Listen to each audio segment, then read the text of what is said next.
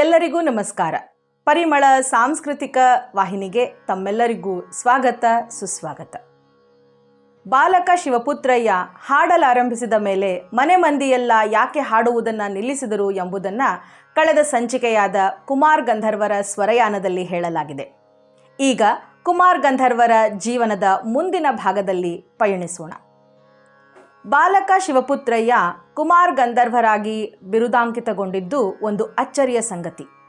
6-7 ವರ್ಷದ ಬಾಲಕ ಆ ಕಾಲದ ಸಂಗೀತ ದಿಗ್ಗಜರುಗಳ ಹಾಡುಗಳನ್ನು ಅವರಂತೆಯೇ ಹಾಡುವುದಲ್ಲದೆ ಜನರೆಲ್ಲ ಅವನ ಹಾಡುಗಳನ್ನು ಕೇಳಲು ಟಿಕೆಟು ಖರೀದಿಸಿ ಬರುವುದು ಇಂದಿನ ಮಟ್ಟಿಗೆ ಆಶ್ಚರ್ಯ ಮೂಡಿಸುವ ಸಂಗತಿ. ಇವೆಲ್ಲ ಕೇಳಲು ಕುತೂಹಲ ಹುಟ್ಟಿಸುವ ಸಂಗತಿಗಳು ಅಲ್ಲವೇ? ಕುಮಾರ್ ಗಂಧರ್ವರ ಜೀವನದ ಮಹತ್ವದ ಮೆಟ್ಟಿಲುಗಳು ಇವೆಲ್ಲ.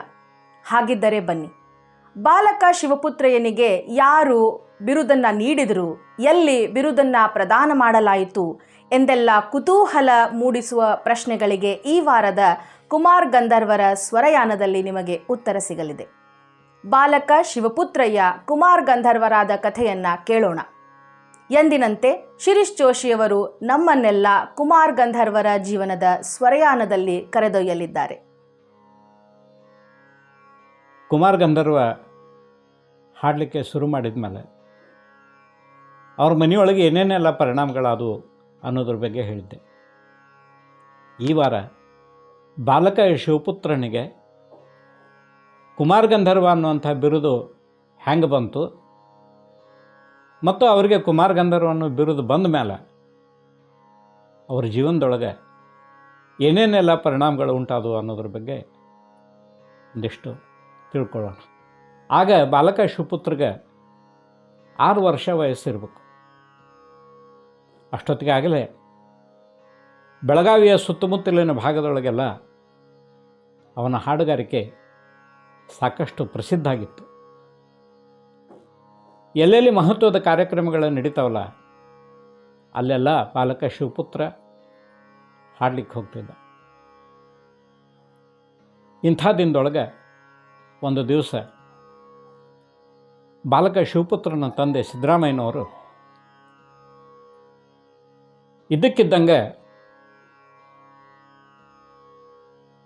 ಶಿವಪುತ್ರಿಗೆ ಹೇಳಿದರು, ನಡಿ ಇಲ್ಲೇ ಸ್ವಲ್ಪ ಬಾಗೇವಾಡಿಗೆ ಹೋಗಿ ಬರೋಣ ಅಂತ. ಈ ಬಾಗೇವಾಡಿ ಸುಳೆಭಾವಿಯಿಂದ ಸುಮಾರು ಒಂದು 20-25 ಕಿಲೋಮೀಟರ್ ಅಂತರದೊಳಗಿರುವಂಥ ಊರು. ಹಿರೇಬಾಗೇವಾಡಿ ಅಂತ ಆ ಊರಿನ ಹೆಸರು. ಅಲ್ಲೇ ಭಾಲ್ಕಿಯ ಶಾಂತವೀರ ಮಹಾಸ್ವಾಮಿಗಳು ಆಗಮಿಸಿದರು. ಅವರು ಶಿವಪುತ್ರನ ಹಾಡು ಕೇಳಿದರು. ಹಾಡು ಕೇಳಿದ ಮೇಲೆ ಭಾಳ ಆಶ್ಚರ್ಯ ಅನ್ನಿಸ್ತು ಅವ್ರಿಗೆ. ಇಷ್ಟು ಸಣ್ಣ ವಯಸ್ಸಿನಾಗೆ ಈ ಹುಡುಗ ಹೆಂಗೆ ಹಾಡ್ತಾನಲ್ಲ ಅನ್ನುವಂಥ ಅದ್ಭುತ ಪ್ರಶ್ನೆ ಅವ್ರ ಮನಸ್ಸಿನೊಳಗೆ ಮೂಡಿತ್ತು. ಅವರು ತಮ್ಮ ಖುಷಿಯ ನೆನಪಿಗಾಗಿ ಒಂದು ಬಂಗಾರದ ಪದಕವನ್ನು ಈ ಬಾಲಕ ಶಿವಪುತ್ರನಿಗೆ ನೀಡಿದರು. ಆ ಬಂಗಾರದ ಪದಕದ ಮೇಲೆ ಕುಮಾರ್ ಗಂಧರ್ವ ಅಂತ ಕೆತ್ತಲ್ಪಟ್ಟಿತ್ತು. ಆವತ್ತ ಬಾಲಕ ಶಿವಪುತ್ರ ಕುಮಾರ್ ಗಂಧರ್ವ ಅನ್ನುವಂಥ ಬಿರುದನ್ನು ಪಡೆದ. ಮುಂದೆ ಕಾಲಾಂತರದೊಳಗೆ ಬಾಲಕ ಶಿವಪುತ್ರಯ್ಯ ಕೊಂಕಾಳಿ ಮಠ್ ಅನ್ನುವಂಥ ಹೆಸರು ಮರೆಯಾಗಿ ಕುಮಾರ್ ಗಂಧರ್ವ ಅನ್ನೋದೇ ಅವರ ಹೆಸರಾತು. ಈ ಘಟನೆಯನ್ನು ಕುಮಾರ್ ಗಂಧರ್ವರು ಸ್ವತಃ ನೆನಪಿಸ್ಕೊಳ್ತಾರೆ. ಅವ್ರು ಹೇಳ್ತಾರೆ, ನಮ್ಮಪ್ಪ ನಮ್ಮೂರು ಸಮೀಪ ಇರೋ ಬಾಗೇವಾಡಿ ಅನ್ನೋ ಊರಿಗೆ ಕರ್ಕೊಂಡು ಹೋದರು. ಅಲ್ಲಿ ಒಬ್ಬರು ಸ್ವಾಮಿಗಳು ಬಂದಿದ್ದರು. ಅವರು ನನ್ನ ಹಾಡು ಕೇಳಿ ನನ್ನ ಕೊರಳೊಳಗೆ ಒಂದು ಬಂಗಾರದ ಪದಕ ಹಾಕಿದರು. ಆ ಪದಕದ ಮೇಲೆ ಕುಮಾರ್ ಗಂಧರ್ವ ಅಂತ ಬರೆದಿತ್ತು. ಆವತ್ತಿನಿಂದ ಎಲ್ಲರೂ ನನ್ನ ಕುಮಾರ್ ಗಂಧರ್ವ ಅಂತಲೇ ಕರೀಲಿಕ್ಕೆ ಶುರು ಮಾಡಿದರು ಅಂತ. ಈ ಪ್ರಕರಣವನ್ನು ಕುಮಾರ್ ಶಾಂತ ತೃಪ್ತ ಜಗ ಅನ್ನುವಂಥ ಮರಾಠಿ ಪುಸ್ತಕದೊಳಗೆ ಅವರು ದಾಖಲೆ ಮಾಡ್ತಾರೆ. ಬಾಲಕ ಶಿವಪುತ್ರನಿಗೆ ಕುಮಾರ ಗಂಧರ್ವ ಅನ್ನುವಂಥ ಉಪಾಧಿ ಪ್ರಾಪ್ತ ಆದಾಗ ಆಗಲೇ ಭಾರತೀಯ ಸಂಗೀತದ ಲೋಕದೊಳಗೆ 4 ಜನ ಗಂಧರ್ವರು ಪ್ರಖ್ಯಾತರಾಗಿದ್ದರು. ಒಬ್ಬರು ದೇವಗಂಧರ್ವ ಅನ್ನುವಂಥ ಹೆಸರಿನಿಂದ ಪ್ರಖ್ಯಾತರಾದ ಭಾಸ್ಕರ್ ಬುವಾ ಬಕ್ಲೆ ಅವರು, ಇನ್ನೊಬ್ಬರು ಭೂಗಂಧರ್ವ ಅನ್ನುವಂಥ ಹೆಸರಿನಿಂದ ಪ್ರಖ್ಯಾತರಾದ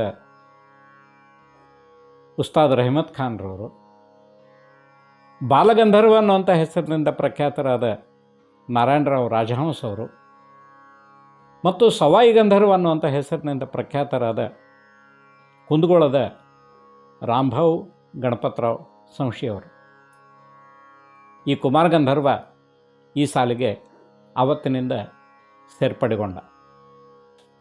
ಬಾಲಕ ಶಿವಪುತ್ರ ಕೊಂಕಾಳಿ ಮಠಗೆ ಕುಮಾರ್ ಗಂಧರ್ವ ಅನ್ನುವಂಥ ಹೆಸರು ಪ್ರಾಪ್ತ ಆದಮೇಲೆ ಅವನ ಕಾರ್ಯಕ್ರಮಗಳಿಗೆ ಇನ್ನಷ್ಟು ಬೇಡಿಕೆ ಬರಲಿಕ್ಕೆ ಶುರು ಆಯಿತು. ಎಲ್ಲ ಕಡೆ ಜನ ಅವನ ಹಾಡು ಕೇಳಲಿಕ್ಕೆ ಅವನನ್ನು ಕರೆಸ್ಲಿಕ್ಕೆ ಶುರು ಮಾಡಿದರು. ಯಾವಾಗ ಅವನ ಹಾಡಿಗೆ ಬೇಡಿಕೆ ಹೆಚ್ಚಾತೋ ಆವಾಗ ಅವರ ತಂದೆ ಸಿದ್ದರಾಮಯ್ಯನವರು ಅದನ್ನು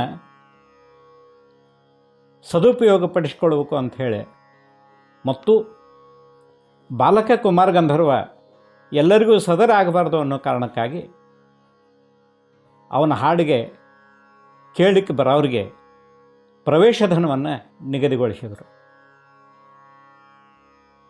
ಕುಮಾರ್ ಗಂಧರ್ವ ಆ್ಯಂಡ್ ಪಾರ್ಟಿ ಅನ್ನುವಂಥ ಒಂದು ತಂಡವನ್ನು ಹುಟ್ಟು ಹಾಕಿ ಎಲ್ಲ ಕಡೆ ಅವರು ಕಾರ್ಯಕ್ರಮವನ್ನು ನೀಡಲಿಕ್ಕೆ ಶುರು ಮಾಡಿದರು. ಅಲ್ಲಲ್ಲೇ ಕುಮಾರ್ ಗಂಧರ್ವ ಆ್ಯಂಡ್ ಪಾರ್ಟಿಯ ಜಲ್ಸಾಗಳು ನಡೀಲಿಕ್ಕೆ ಪ್ರಾರಂಭ ಆದವು.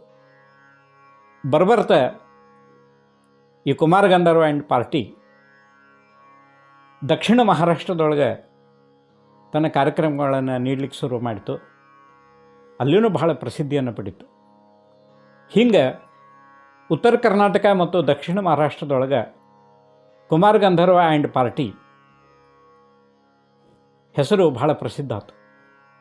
ಜನ ಟಿಕೆಟ್ ಕೊಟ್ಟು ಇವರು ಹಾಡು ಕೇಳಲಿಕ್ಕೆ ಬರಲಿಕ್ಕೆ ಶುರು ಮಾಡಿದರು. ಕುಮಾರ್ ಗಂಧರ್ವ ತನ್ನ ಸಹಜವಾಗಿರತಕ್ಕಂಥ ದೈವದತ್ತವಾಗಿರ್ತಕ್ಕಂಥ ಕಂಠದಿಂದ ಅಬ್ದುಲ್ ಕರೀಂ ಖಾನ್ ಸಾಹೇಬರು, ಉಸ್ತಾದ್ ರೆಹಮತ್ ಖಾನ್ರು ಮುಂತಾದವರ ಹಾಡುಗಳನ್ನು ಹಾಡಲಿಕ್ಕೆ ಶುರು ಮಾಡಿದರೆ ಜನ ಮೈ ಮರೆತು ಕೇಳ್ತಿದ್ರು. ಎಷ್ಟೋ ಕಡೆ ಒನ್ಸ್ ಮೋರ್ ಅನ್ನುವಂಥ ಕೂಗು ಕೇಳಿ ಬರ್ತಾಯಿತ್ತು. ಆಗೆಲ್ಲ ಬಾಲಕ ಕುಮಾರ ಪ್ರೇಕ್ಷಕರ ಅಪೇಕ್ಷೆಯ ಮೇರೆಗೆ ಆ ಹಾಡುಗಳನ್ನು ಮತ್ತೆ ಹಾಡ್ತಿದ್ದ. ಹಿಂಗೆ ಜನರ ಮೇಲೆ ಅವನ ಹಾಡು ಒಂಥರ ವಿಚಿತ್ರವಾದಂಥ ಮೋಡಿಯನ್ನು ಮಾಡಿತ್ತು. ಕುಮಾರ್ ಗಂಧರ್ವಗೆ ದೈವದತ್ತವಾಗಿ ಬಂದಿರತಕ್ಕಂಥ ಒಂದು ವರ ಏನು ಅಂತಂದರೆ, ಕುಮಾರ ಯಾವುದೇ ಹಾಡನ್ನು ಕೇಳಿ ಅದನ್ನು ಹೂಬೇ ಹೂಬು ಮತ್ತೆ ಹಾಡಿ ತೋರಿಸ್ತಿದ್ದ. ಅದರೊಳಗೆ ಎಳ್ಳು ಕಾಳಿನಷ್ಟು ಕಸರು ಇರ್ತಿದ್ದಿಲ್ಲ. ಇದು ಅವನ ಹಾಡಿನ ಖಾಸಿಯತ್ತು. ಒಮ್ಮೆ ಅವನ ತಂದೆಗೆ ಬೆಳಗಾವಿಗೆ ಸಾವಂತವಾಡಿಯ ಸರ್ಕಾರ ಬಂದದ್ದು ಗೊತ್ತಾಯ್ತು. ಅವರು ಸಾವಂತವಾಡಿಯ ಸರ್ಕಾರರನ್ನು ಕಂಡು ಹೇಳಿದರು, ನನ್ನ ಮಗ ಕುಮಾರ್ ಗಂಧರ್ವ ಅಂತ, ನೀವು ಯಾವುದೇ ರೆಕಾರ್ಡ್ ಪ್ಲೇಯರ್ ಹಾಕ್ರಿ, ಅದನ್ನು ಹೂಬೇ ಹೂಬ್ ಹಾಡಿ ತೋರಿಸ್ತಾನೆ ಅಂಥೇಳಿ. ಇದನ್ನು ಕೇಳಿ ಸಾವಂತವಾಡಿ ಸರ್ಕಾರವ್ರಿಗೆ ಆಶ್ಚರ್ಯ ಆಯ್ತು. ಅವರಂದರು, ಹಂಗಾರೆ ನಾಳೆ ಕರ್ಕೊಂಡು ಬಾ ನಿನ್ನ ಮಗನ್ನ. ಮರುದಿನ ಸಿದ್ದರಾಮಯ್ಯನವರು ಬಾಲಕ ಕುಮಾರ್ ಗಂಧರ್ವರನ್ನು ಕರ್ಕೊಂಡು ಹೋಗಿ ಸಾವಂತವಾಡಿ ಸರ್ಕಾರ ಮುಂದೆ ಹಾಜರುಪಡಿಸಿದರು. ಲಾಂಡ್ ಚಣ್ಣ ಡಗಳ ಅಂಗಿ ಹಾಕ್ಕೊಂಡಿದ್ದ ಈ ಹುಡುಗನ ನೋಡಿ ಸಾವಂತವಾಡಿ ಸರ್ಕಾರವರಿಗೆ ಆಶ್ಚರ್ಯ ಆಯ್ತು. ಇವೇನು ಹಾಡ್ತಾನೆ ನೀವು ಹುಡುಗ ಅಂತ ಅಂದ್ಕೊಂಡ್ರು. ಆದರೆ ಸಾವಂತವಾಡಿ ಸರ್ಕಾರವರು ಅವ್ರ ತಂದೆಗೆ ಒಂದು ಮಾತು ಕೇಳಿದರು, ಈ ಹುಡುಗ ನಾ ಯಾವ ರೆಕಾರ್ಡ್ ಹಾಕಿದ್ರೂ ಅದನ್ನು ಹಾಡ್ತಾನೇನು, ಅಂತ ಕೇಳಿದರು. ಅದಕ್ಕೆ ಸಿದ್ದರಾಮಯ್ಯನವರು, ಹೌದ್ರಿ, ನೀವು ಯಾವುದೇ ರೆಕಾರ್ಡ್ ಹಾಕ್ರಿ, ಅದನ್ನು ಹೂಬೇ ಹೂಬ್ ಹಾಡಿ ತೋರಿಸ್ತಾನ ಅಂತ ಹೇಳಿದರು. ಹಂಗಾರೆ ತಡ್ರಿ ಅಂತ ಹೇಳಿ ಸಾವಂತವಾಡಿ ಸರ್ಕಾರವರು ಒಳಗೆ ಹೋಗಿ ಒಂದು ರೆಕಾರ್ಡ್ ಪ್ಲೇಯರ್ ತೊಗೊಂಬಂದರು. ಅದನ್ನು ಹಾಕಿದರು. ಆಶ್ಚರ್ಯ ಅನಿಸೋ ಹಂಗೆ ಈ ಬಾಲಕ ಕುಮಾರ್ ಗಂಧರ್ವ ಅದಿನ್ನೂ ಹಾಡಲಿಕ್ಕೆ ಶುರು ಮಾಡೋದೇ ತಡ, ಇವನು ಅದರ ಜೋಡಿ ಹಾಡ್ಕೋತ ಹೋಗಿಬಿಟ್ಟ. ಸಾವಂತವಾಡಿ ಸರ್ಕಾರವ್ರಿಗೆ ಖರೇನ ಆಶ್ಚರ್ಯ ಆಯ್ತು. ಯಾಕಂತಂದರೆ ಅವರು ಹಾಕಿದ ರೆಕಾರ್ಡ್ ಪ್ಲೇಯರ್ ಅದೇ ದಿನ ಮಾರ್ಕೆಟಿಗೆ ಬಂದಿತ್ತು. ಅದನ್ನು ಯಾರೂ ಕೇಳಿದ್ದಿಲ್ಲ. ಅದು ಯಾವುದಪ್ಪ ಅಂತಂದರೆ ಭೂಗಂಧರ್ವ ಅನಿಸ್ಕೊಂಡಂಥ ಉಸ್ತಾದ್ ರೆಹಮತ್ ಖಾನ್ ಅವರು ಹಾಡಿದ ಭೈರವಿ ಒಳಗಿನ ಒಂದು ಸಣ್ಣ 3 ನಿಮಿಷದ ಹಾಡು. ಕುಮಾರ್ ಗಂಧರ್ವ ಉಸ್ತಾದ್ ರೆಹಮತ್ ಖಾನರ ಸ್ವರ ಕೇಳಿದ ತಕ್ಷಣ ಅದನ್ನು ಹಾಡೋದು ಮಾತ್ರ ಅಲ್ಲ, ಅದ್ರ ಜೊತೆಗೇ ಹಾಡ್ಕೊತ ಹೋಗ್ಬಿಟ್ಟ. ಇದು ಖರೇನ ಪವಾಡ ಸದೃಶವಾಗಿರ್ತಕ್ಕಂಥ ಘಟನೆ ಆದರೂ ಕೂಡ ಭಾರತೀಯ ಸಂಗೀತದ ಇತಿಹಾಸದೊಳಗೆ ಕುಮಾರ್ ಗಂಧರ್ವರ ಚರಿತ್ರೆಯೊಳಗೆ ದಾಖಲಾಗ್ಯದ. ಉಸ್ತಾದ್ ರೆಹಮತ್ ಖಾನ್ರು ಆ ಹಾಡು ಕುಮಾರ್ ಗಂಧರ್ವರಿಗೆ ಹೆಂಗೆ ಹೊಳಿತು ಅನ್ನೋದು ಖರೇನ ಭಾಳ ಆಶ್ಚರ್ಯಕರವಾಗಿರ್ತಕ್ಕಂಥ ಸಂಗತಿ. ಅದಕ್ಕೆ ಉತ್ತರ ಕುಮಾರ್ ಗಂಧರ್ವರೇ ಕೊಡ್ತಾರೆ. ಅವ್ರು ಹೇಳ್ತಾರೆ, ಸಾವಂತವಾಡಿ ಸರ್ಕಾರವರು ಉಸ್ತಾದ್ ರೆಹಮತ್ ಖಾನ್ರು ಹಾಡಿದ ಛೇಡೋನಾ ಅನ್ನುವಂಥ ಬಂದಿಷನ್ನು ಭೈರವಿ ರಾಗದೊಳಗೆ ಹಾಡಿದ್ದನ್ನು ಹಾಕಿ ನನಗೆ ಕೇಳಿಸಿದರು. ನನಗೆ ಅವರು ಹಾಡಲಿಕ್ಕೆ ಶುರು ಮಾಡೋದು ಒಂದೇ ತಡ, ಇನ್ನು ಮುಂದೆ ಇವರು ಏನು ಹಾಡ್ತಾರೆ ಅನ್ನುವಂಥದ್ದು ನನಗೆಲ್ಲ ಗೊತ್ತಾಯ್ತು. ತಕ್ಷಣ ನಾನು ಅದನ್ನು ಹಾಡಿ ತೋರಿಸಿದೆ ಅನ್ನುವಂಥ ಮಾತನ್ನು ಕುಮಾರ್ ಗಂಧರ್ವ ಅವರು ಹೇಳ್ತಾರೆ. ಖಾನ್ ಸಾಹೇಬರು ಆ ಅಂತ ಸ್ವರ ಹಚ್ಚಿದ ತಕ್ಷಣ ಮುಂದಿಂದೆಲ್ಲ ನನಗೆ ದೃಗ್ಗೋಚರವಾಯಿತು. ಗಾಯಕ ಸ್ವರ ಹಚ್ಚಿದ ತಕ್ಷಣ ಅವ ಮುಂದೆ ಏನು ಹಾಡ್ತಾನೆ ಅನ್ನೋದು ನನಗೆ ತಿಳಿದು ಬಿಡ್ತಾ ಇತ್ತು. ಇದು ನಿಜವಾಗಿಯೂ ನನಗೆ ದೇವರಿಂದ ಬಂದಿರತಕ್ಕಂಥ ದೇಣಿಗೆ ಅನ್ನುವಂಥ ಮಾತನ್ನು ಕುಮಾರ್ ಗಂಧರ್ವರು ಹೇಳ್ತಾರೆ. ಕುಮಾರ್ ಗಂಧರ್ವರು ರೆಹಮತ್ ಖಾನ್ರ ಹಾಡನ್ನು ಹಾಡಿ ತೋರಿಸಿದಾಗ ಸಾವಂತವಾಡಿಯ ಸರ್ಕಾರರು ಮೂಕ ವಿಸ್ಮಿತರಾದರು.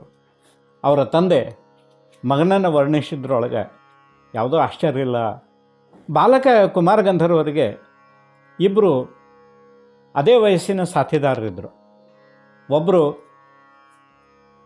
ನಾನು ಮೊದಲೇ ಹೇಳ್ದಂಗೆ ತಬಲಾ ವಾದಕ ಬಾಲಕೃಷ್ಣ ಬೋಂದ್ರೆ, ಮತ್ತು ಇನ್ನೊಬ್ಬರು ವಯಲಿನ್ ನುಡಿಸ್ತಕ್ಕಂಥ ಪಿ ಜಿ ಜೋಗ್. ಈ ಮೂವರು ಮುಂದಿನ ದಿನಗಳಲ್ಲಿ ಸಂಗೀತ ಲೋಕದೊಳಗೆ ಬಹಳ ಪ್ರಸಿದ್ಧ ಅನಿಸಿದರು. ಕುಮಾರ್ ಗಂಧರ್ವರು ಶಾಸ್ತ್ರೀಯ ಸಂಗೀತದೊಳಗೆ ಗಾನವಿಹಾರ ಮಾಡಿದರೆ, ರಾಮಕೃಷ್ಣ ಬೋಂದ್ರೆ ತಬಲಾವಾದನದೊಳಗೆ ಪರಿಣತಿಯನ್ನು ಪಡೆದರು. ಪಿ ಜಿ ಜೋಗ್ ಅವರು ನಮ್ಮ ದೇಶ ಕಂಡ ಅಪ್ರತಿಮ ವಯಲಿನ್ ವಾದಕರಲ್ಲಿ ಒಬ್ಬರು ಅಂತ ಅನಿಸ್ಕೊಂಡ್ರು. ಹಿಂಗೆ ಬಾಲಕ ಕುಮಾರ್ ಗಂಧರ್ವ ಆ ಕಾಲದ ಪ್ರಸಿದ್ಧ ಗಾಯಕರ ಹಾಡುಗಳನ್ನು ಹುಬೇಹುಬ್ ಹಾಡಬಲ್ಲವನಾಗಿದ್ದ. ಆವಾಗಿನ ಕಾಲದೊಳಗೆ ಜನಪ್ರಿಯವಾಗಿರ್ತಕ್ಕಂಥ ಗಾನತಟ್ಟೆಗಳಂತಂದ್ರೆ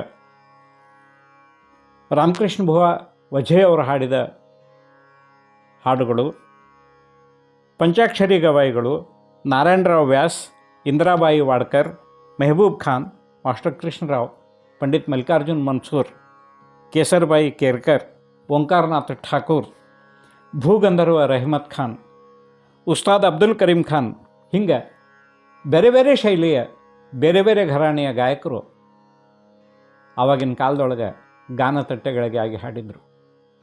ಇವನು ಕೇಳಿದ ಕುಮಾರ್ ಗಂಧರ್ವ ಆ ಎಲ್ಲ ಗಾಯಕರ ಹಾಡುಗಳನ್ನು ಯಥಾವತ್ತಾಗಿ ಹಾಡಿ ತೋರಿಸ್ತಾ ಇದ್ದ.